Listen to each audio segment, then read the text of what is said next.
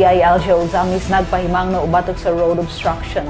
Clearing ordinance ligon nga patuman alang sa luwas ug hapsay nga mga kadalanan. Ani ang madetalye.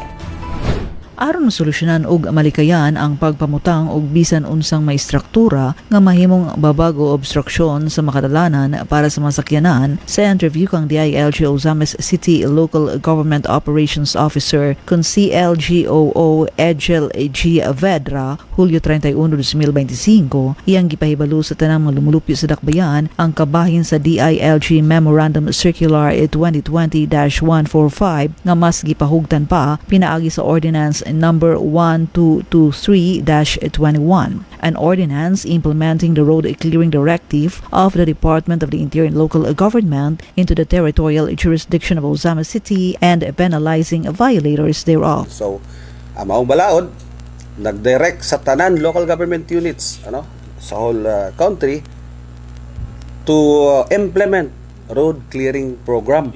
Pasabot from barangay, municipalities, cities, and provinces, aron atong malikayan ang mga katawhan or magbutang og mga obstruction sa dalan para sa sakyanan. Ang maong ordinansa gihimo aron malikayan ang disgrasya ug mapaayo ang dagan sa trapiko sa dakbayan. Hinungdan nga gimanduan ang mga local government units kun LGUs, ilabi na ang DILG sa pag-organisar og City Validation and Assessment Team kun CVAT aron mag-inspect ug mag-validate kung ang lokal nga mapagkamhanan nagpahigayon bagayud sa road clearing program. Ayan ang disgrasya, malikayan ang problema, dayon ang flow sa traffic maayo, So mao nang gibanduan ang mga LGU, labi na pod sa amo sa DILG nga mag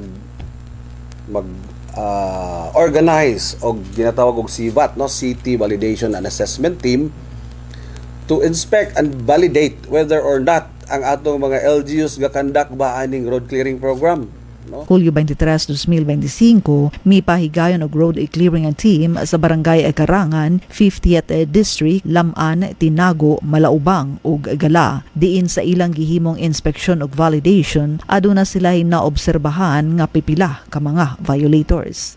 Sa among pag-conduct sa maong validation or inspection team, natin nga obserbahan gyapon nga mga violators, Una ani is kaning mga illegal parking, namulad, naay mga tindahan, naay mga car wash na makita nato. So, apan kung itandi sa nakalabay nga tuig, sumala ni DILG Ozamis CLGOO Vedra, migamay ang ihap sa mga milapas sa maong ordinansa nga nagpasabot nga mituman ug misunod na gayud ang mga kabarangayan ug katawhan sa panawagan sa balaod. Bisan pa man sa pagkunhod sa mga milapas sa maong balaod, aduna gihapoy mga violators nga angay gayud aksyonan aron malikayan ang disgrasya ug masiguro ang hapsay nga dagan sa mga sakyanan sa kadalanan. Mayo gyud unta nga mawala ni sila, aron malikayan nato ang disgrasya, aron smooth ang atong labi na kay gamay ra atong mga kadalanan sa syudad, gipadak-an tuod pero gihimo gyapon parkingan. Dugang pa siyang pahayag, gibutyag usab ni Vedra nga aduna na usab sila'y nasampulan nga usa ka violator sa maong ordinansa. Para sa information sa tanan, naanatay nasampulan nga residente sa Barangay Triunfo na priso, nakabayad because of violating the law, because this is the law. Walay labaw pa sa balaod. Gipasabot sa DILG officer ang posibleng mga silot sa mga mulapas sa maong ordinansa.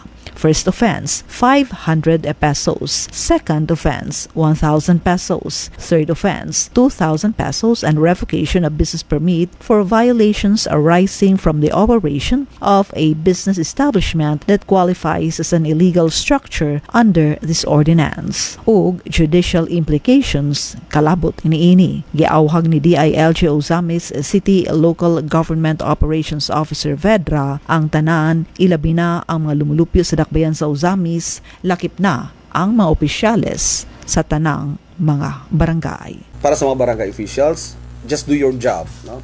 Ay mo kabalaka sa gikaingon ko na sa mga kapitan, sa mga kagawad.